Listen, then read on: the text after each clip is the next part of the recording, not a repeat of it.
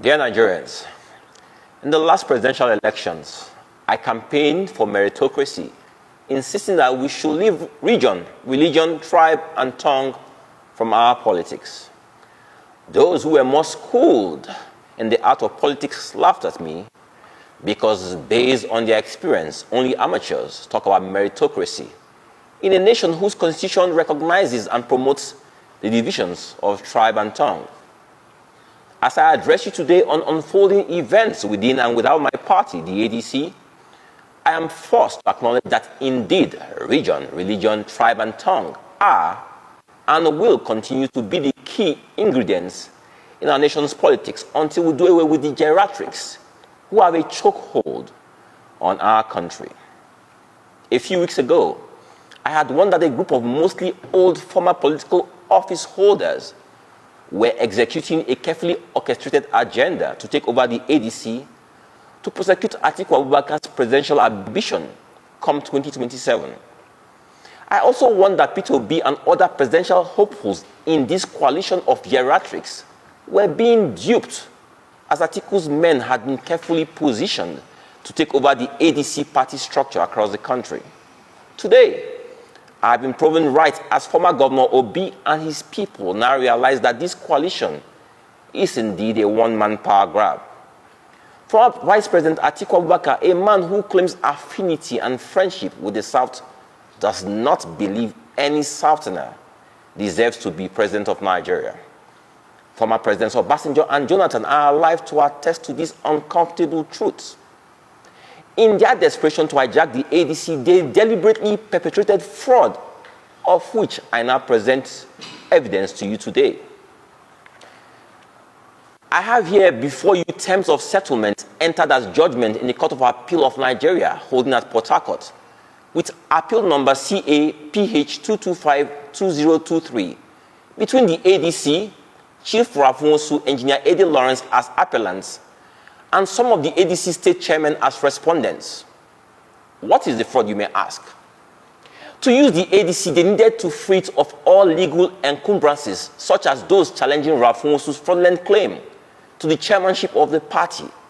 And so, they forged signatures of some of the chairmen who were not interested in the sale of the party and presented it to the court as terms of settlement, which the Court of Appeal adopted as judgment. I have here copies of said judgments and international passport copies of the chairmen whose signatures were forged. Ladies and gentlemen of the press, please compare the signature specimens.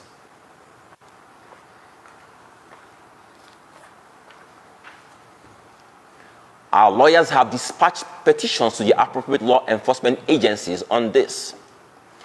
As if this was not bad enough, we all watched almost 2 months ago the comedic performance of Rafunsu as he anointed David Mark as chairman of the ADC and at the same time presented him with a membership card of our party. I again warned Nigerians that this was fraud being perpetrated in broad daylight, as Funsu had no legal mandate to anoint or appoint a chairman for our party. Sections of the media subsequently addressed David Mark as chairman of the ADC, even though they knew it was constitutionally impossible for this to be so. But again, this is Nigeria, where anything is possible. The same media, less than 10 days ago, covered and reported a supposed NEC meeting where the same David Mark was again appointed or anointed as chairman of the ADC. So, what are we to believe? When did former Senate President David Mark become the chairman of the ADC? Here is a copy of a letter written to INEC on the 29th of July 2025, wherein the same Rafunsu, who weeks before this had presented David Mark to the world as the new chairman of our party, is still signing his signature as national chairman of the ADC. What a joke. Nigerians are all watching the live coverage of a fraud so monumental and yet so stupid that it beggars belief. These men are following the law to correct their illegalities in full view of Nigerians, INEC, and the media. But nobody's asking questions because we're supposed to be a nation of anything goes. What is the fallout of all these?